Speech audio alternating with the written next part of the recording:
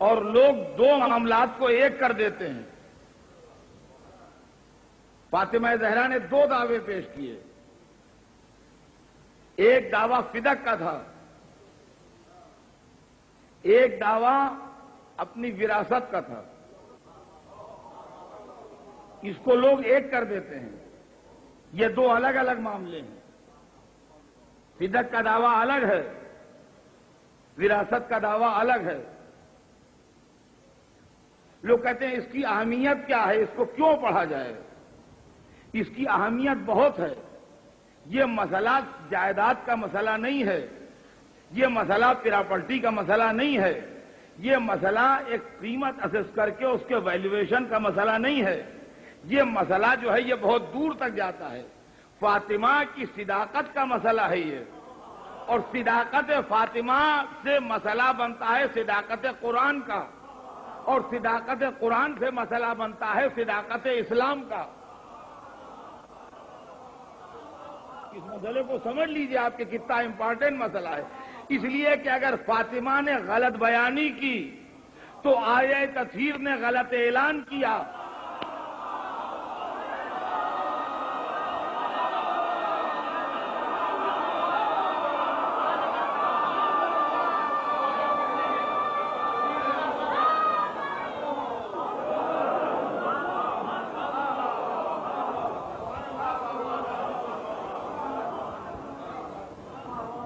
دیکھیے فاطمہ سے جڑی ہوئی ہے آیہ تطہیر، آیہ تطہیر سے جڑا ہوا ہے پورا قرآن، پورے قرآن سے جڑا ہوا ہے پورا اسلام۔ تو یہ مسئلہ وہ ہے کہ اگر آپ نے یہ نیچے کی اینٹ کھسکا لی تو پوری بلڈنگ کولیپس ہو جائے گی۔ اس لیے کہ اگر فاطمہ نے غلط دعویٰ کیا تو آیہ تطہیر نے غلط اعلان کیا، تو قرآن نے غلط بات کہی، تو پھر اسلام سچا دین نہیں رہ جاتا۔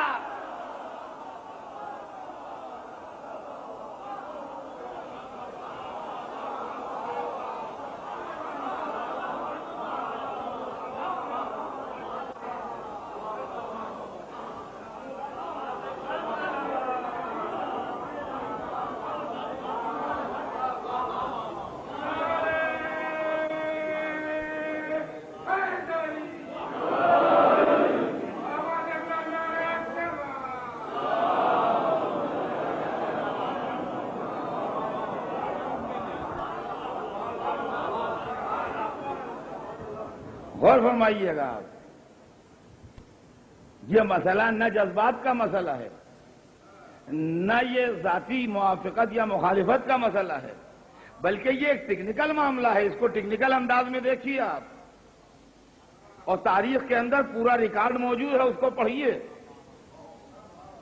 فاطمہ گئیں، جا کے کھڑی ہوئی، کہا رسول کی بیٹی کیسے تشریف لائیں؟ کہا میرے بابا بدعت مجھے دے گئے ہیں، تم نے لے لیا ہے، میں اس کو واپس مانگنے آئی ہوں، اس لیے آئی ہوں۔ کہ آپ پاس گواہ ہیں؟ سوال ہوا کہ آپ پاس گواہ ہیں؟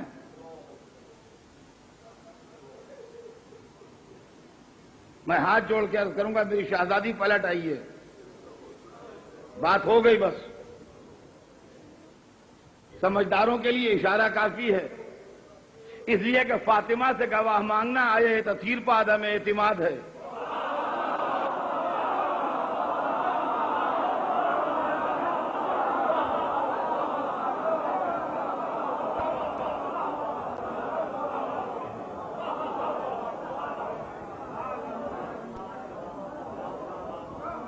گواہوں کے ذریعے عدالت کیا سمجھنا چاہتی ہے؟ گواہ کیوں ہوتے ہیں؟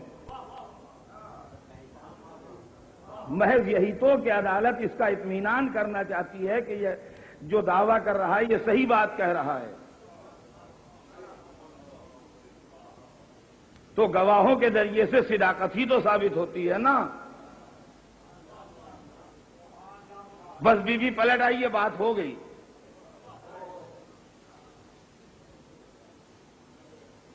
اب آگے بات کچھ نہیں، تشریف لائیے۔ کہ نہیں؟ کہاں ہیں گواہ؟ کیا آپ پاس گواہ ہیں؟ کہاں ہیں گواہ؟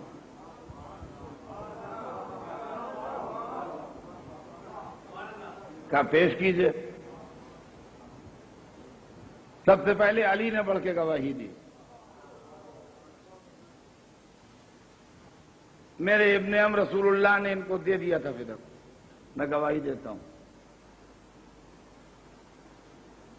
میرے گواہ امام حسن آئے. میں گواہی دیتا ہوں کہ میرے نانا نے گواہ ان کو فدق دے دیا تھا. امام حسین آئے. میں گواہی دیتا ہوں میرے نانا نے میری ماں کو فدق دے دیا تھا. اس کے بعد رسول کے والد کی کنیز جن کو رسول نے آزاد کر دیا تھا ام ایمن، وہ آئیں. ان کا میں گواہی دیتی ہوں کہ میرے آقا نے ان کو فدق دے دیا تھا.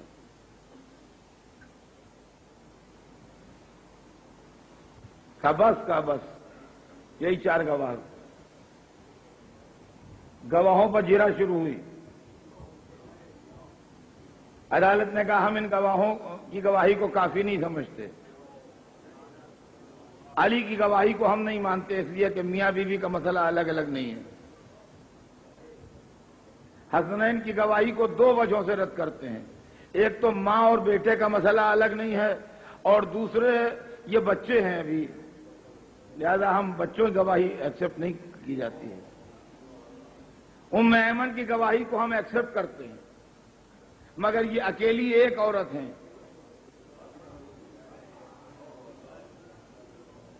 یا 3 عورتیں اور ہوتی، یا ایک عورت اور ایک مرد اور ہوتا. چونکہ گواہوں کا کورم پورا نہیں ہے، لہذا یہ کیس خارج کیا جاتا ہے.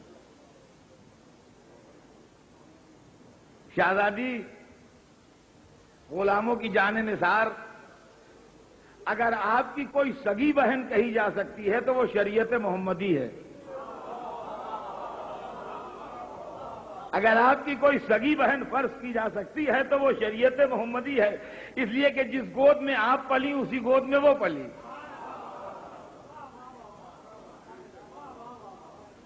آپ نے یہ کون سے گواہ پیش کیے؟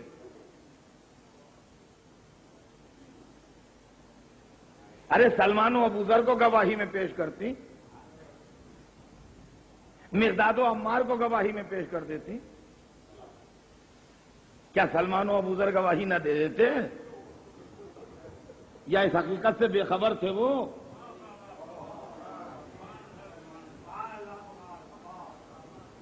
کیا عمار و مقداد گواہی نہ دے دیتے؟ اس حقیقت سے بے خبر تھے کیا وہ؟ یا آپ نے کون سے گواہ پیش کیے جن پر یہ جرح ہوئی؟ کیا تم بات سمجھے ہی نہیں؟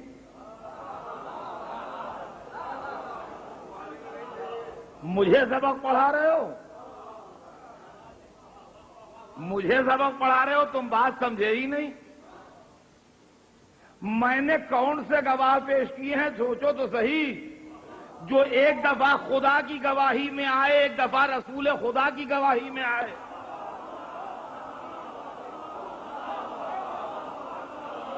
صلوات بھیجنے محمد.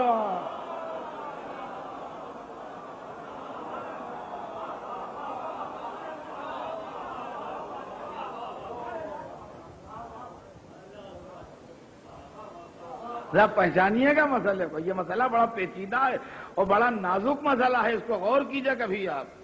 اتنے مومن یہاں سے وہاں تک بیٹھے ہیں، میں کہہ دوں یہ سب جھوٹے لوگ ہیں، میرے اوپر شرعی چارج کیا لگے گا؟ میں فاسق ہو گیا ان کو جھوٹا کہہ کے. میں فاسق ہو گیا ان کو جھوٹا کہہ کے.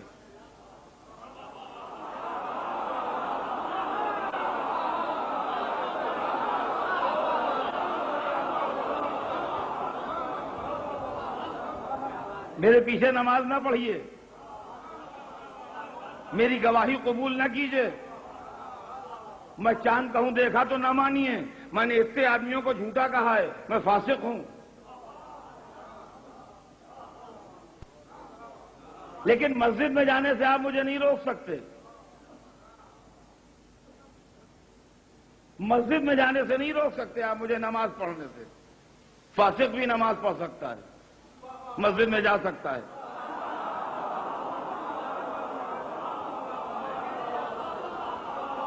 لیکن اگر میں کہہ دوں قرآن جھوٹا, تو آپ میں سے کسی کو کچھ نہیں کہا, مگر مسجد میں قدم نہیں رکھ سکتا.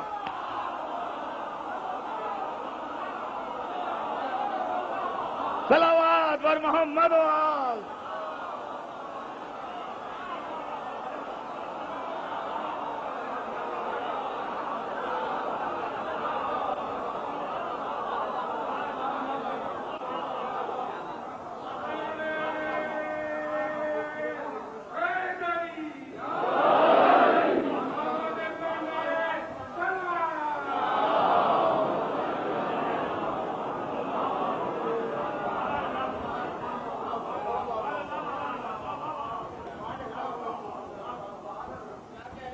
عزیزان محترم, یہ مسئلہ عجیب و غریب ہے. یہ کیا مسئلہ ہے؟ ہمارے دل میں الجھن ہوتی ہے. ہم بھی مسلمان ہیں اور ہم 1400 برس بعد کے مسلمان ہیں. ہم صرف جنت کے لیے مسلمان ہیں, کچھ رسک لے کے مسلمان ہیں.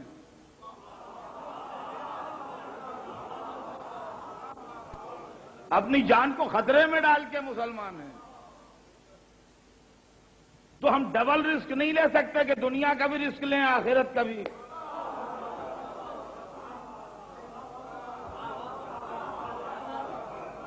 سوال یہ عالم اسلام میں اعتبار کس پر کریں؟ وہی مجمع جو کل رسول اللہ کے ساتھ مباہلے میں گیا تھا.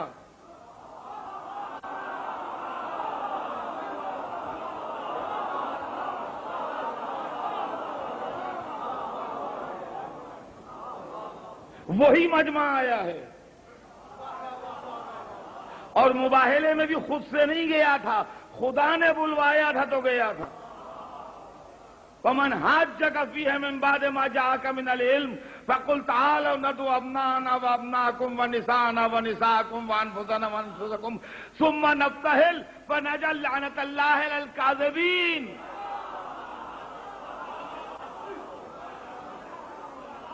مباہلے میں جو لڑائی تھی وہ تیر و تلوار کی لڑائی نہیں تھی, وہ سچے اور جھوٹے کی لڑائی تھی. مباہلے کی لڑائی تیر و تلوار کی لڑائی نہیں تھی, لشکر و فوج کی لڑائی نہیں تھی, نیزے و سنا کا مقابلہ نہیں تھا, وہ سچے اور جھوٹے کی لڑائی تھی. مباہلے میں جو لشکر ہارے وہ جھوٹا ہے, جو جیتے وہ سچا ہے.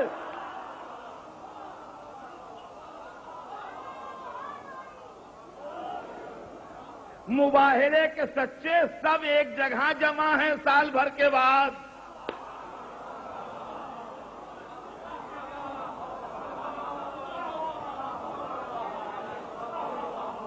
یہ سید عالم کیا کر رہی ہیں آپ؟ کا صبح قیامت تک کے لیے دلیلوں کو قوت دے رہی ہوں. ہم یہ سوچتے ہیں کہ اگر رسول کے اتنے قریبی لوگ بھی پراپرٹی کے لیے غلط بیانی سے کام لے سکتے ہیں تو بھروسہ کس پر کریں؟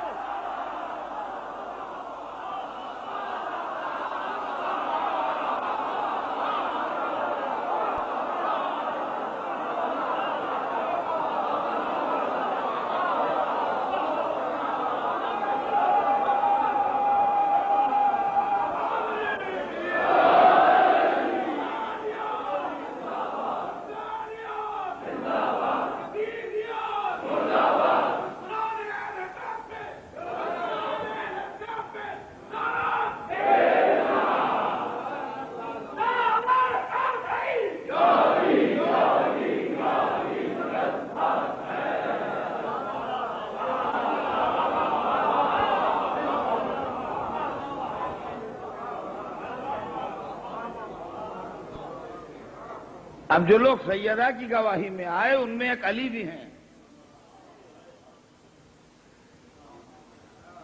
دیکھیے مسئلہ بڑا اہم ہے اور پیچیدہ ہے. علی ایک بات کہہ رہے ہیں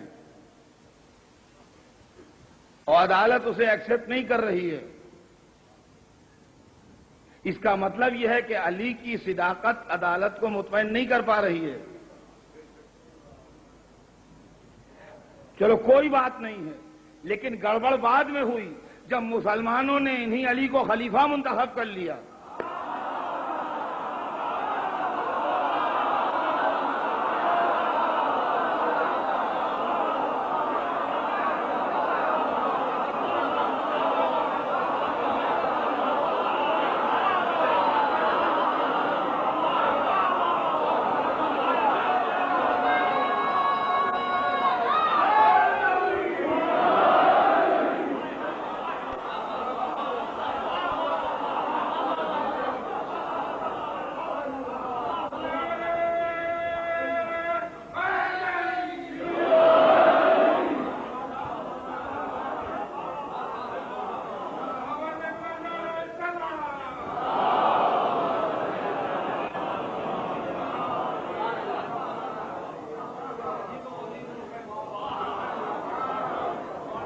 دوسرے دو گواہ حسنین ہیں جن کے لیے رسول یہ کہہ کے گئے ہیں یہ دونوں جوانان جنت کے سردار ہیں. یہ دونوں جوانان جنت کے سردار ہیں. اب یہ دوسری مصیبت قیامت کے دن آنے کا اندیشہ ہے جب آدم آ کے فریاد کریں گے کہ معبود میں نے ایک وہ گیہوں کھایا جو مجھ پر حرام نہیں تھا تو جنت سے نکال دیا، اور انہوں نے پورے باغ کا دعویٰ کیا جو جائز نہیں تھا.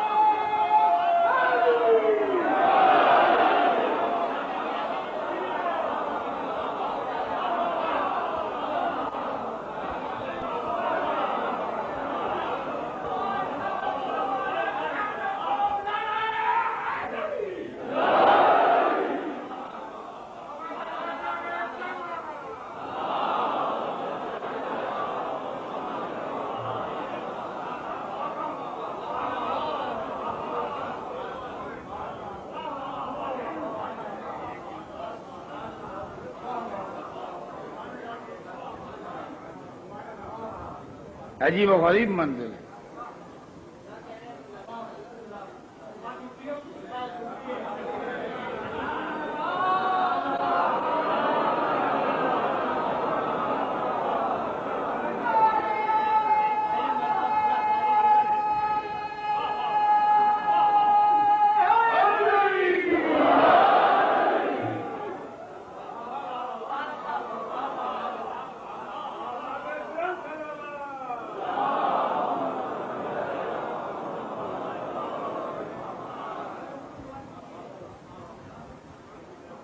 عجیب و غریب منظر ہے عزیزان گرامی. یہ ایک کیس تھا. اب پر پوچھوں بی بی یہ ام ایمن کیسے آ گئی معصوموں کے جھرمٹ میں؟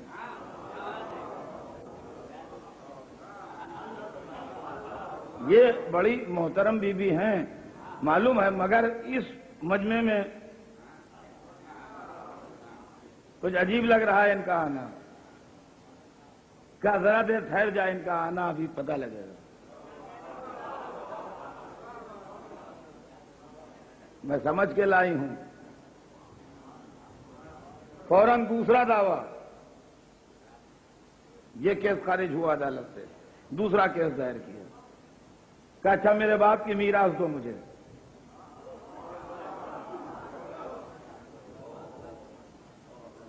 میرے باپ کی میراث میں جو میرا حصہ ہے وہ دو.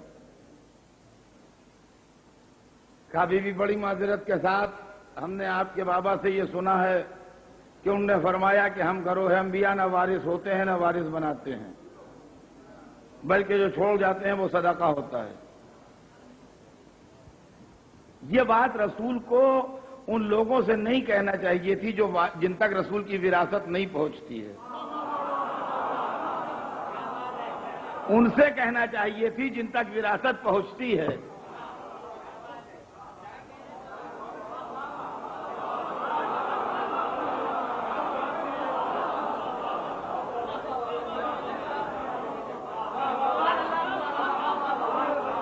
میری وراثت کا معاملہ ہے، مجھے اپنے بیٹوں سے کہنا چاہیے۔ آپ میرے محترم دوست صحیح، مگر آپ سے تعلق کیا؟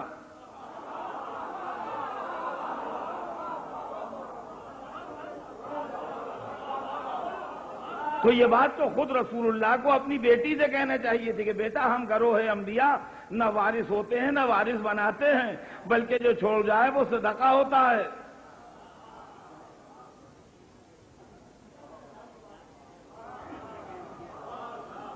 چلو لے جاؤ حق فاطمہ، صدقہ بنا کے دے دیا۔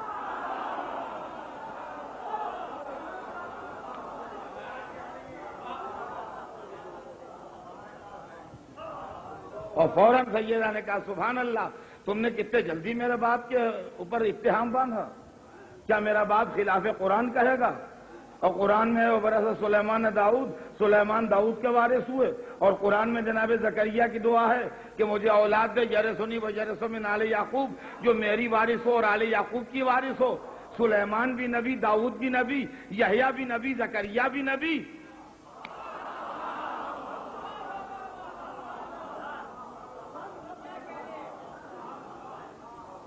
قرآن کی 2 آیتیں سید عالم نے پیش کی، اور اس کے بعد کہا کہ میراث کی جو حکم عمومی کی آیت ہے اس کے اندر اولاد پیغمبر کو مستثنیٰ نہیں کیا گیا ہے۔ یہ تیسری آیت، کیا میرے باپ خلاف قرآن کہیں گے؟ تو یہ نہیں عرض کر سکتے مگر یہ کہ ہم نے سنا ہے۔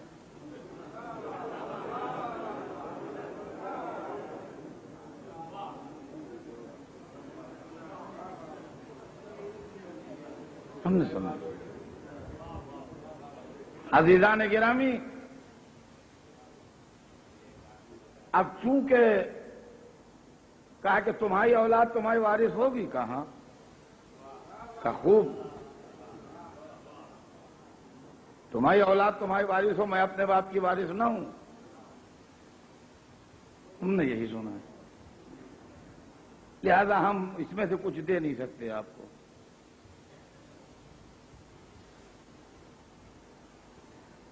معصوم عالم، یہ کیس بھی خارج ہو گیا، یہ کیس بھی خارج ہو گیا، لیکن قرآن مجید نے عجیب و غریب پرابلم کریٹ کر دی۔ توجہ چاہتا ہوں عزیزان گرامی جہاں جہاں آواز جا رہی ہے، قرآن مجید میں جب جنت کا ذکر آیا تو ارشاد ہوا تلک الجنت التی نورث من عبادنا من کان تقیا، یہ جنت وہ ہے جس کا وارث ہم انہیں بنائیں گے جو تقی ہوں۔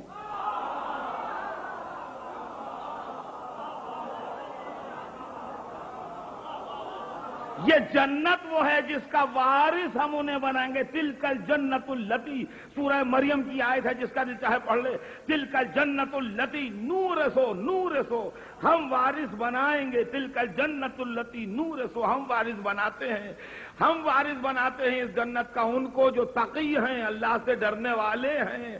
قرآن میں اللہ بول رہا ہے جو خالق الفاظ ہے، مالک بنائیں گے، عطا کر دیں گے، ہبا کر دیں گے، دے دیں گے، جو لفظ چاہتا استعمال کرتا، مگر اس نے استعمال کیا لفظ وراثت کہ ہم وارث بنائیں گے،